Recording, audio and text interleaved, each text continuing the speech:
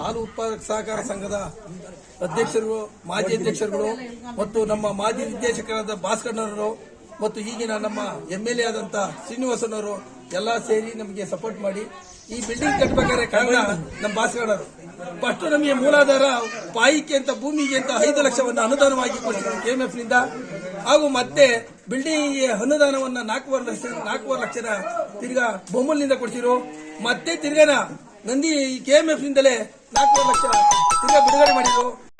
ಮತ್ತೆ ನಮಗೆ MLA ಅವರು ಅನುದಾನ ಇನ್ನ ಬಂದಿಲ್ಲ, ನಾವು ಕೊಡ್ತೀವಿ ಅಂತ ಹೇಳಿ ಮಾತು ಕೊಟ್ಟಿದ್ದಾರೆ.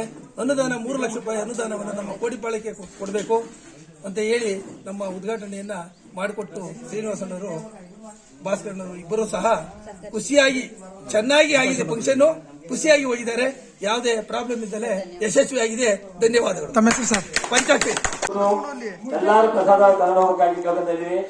ಹಾಗೆ ಸಾಯಂಕಾಲ ಎಲ್ಲ ಪ್ರಸಾದ ತಂದು ತಗೊಳ್ಬೇಕು.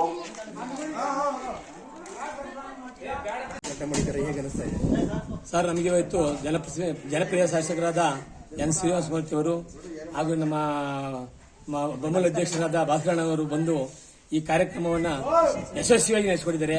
ಅವರಿಗೆ ನಮ್ಮ ಊರಿನ ಪರವಾಗಿ ತುಂಬಾ ಧನ್ಯವಾದಗಳು. ಹಾಗೆ ಈ ಭಾಸ್ಕರಣ್ಣವರು ಈ ಡೈರಿ ಕಟ್ಟಕ್ಕೋಸ್ಕರ ತುಂಬಾ ಶ್ರಮಪಟ್ಟು ಎಲ್ಲಾ ಸವಲತ್ತು ಕೊಟ್ಟು ಸಹಕರಿಸಿ, ಹಾಗೆ ನಮಗೆ ಈ ಮುಂದಿನ ಈಗ 3 ಲಕ್ಷ ರೂಪಾಯಿ ಅನುದಾನನ ನಮ್ಮ MLA ಸಾಹೇಬರು ಕೊಡ್ತೀನಿ ಅಂತ ಆಶ್ವಾಸನೆ ಕೊಟ್ಟಿದ್ದಾರೆ. ಅದನ್ನು ಕೊಡ್ತೀವಿ ಅಂತ ಹೇಳಿದ್ದಾರೆ, ಕೊಟ್ಟೆ ಕೊಡ್ತಾರೆ. ಹಾಗೆ ಈ ಕಾರ್ಯಕ್ರಮಕ್ಕೆ ಬಂದು ಈ ಕಾರ್ಯಕ್ರಮವನ್ನ ಅವ್ರು ಎಲ್ಲ ಬಂದು ಯಶಸ್ವಿಯಾಗಿ ನಡೆಸಿಕೊಟ್ಟಿದ್ದಾರೆ. ಅವ್ರಿಗೆ ನಮ್ಮ ಊರಿನ ಪರವಾಗಿ ಧನ್ಯವಾದಗಳು ಮೇಡಮ್.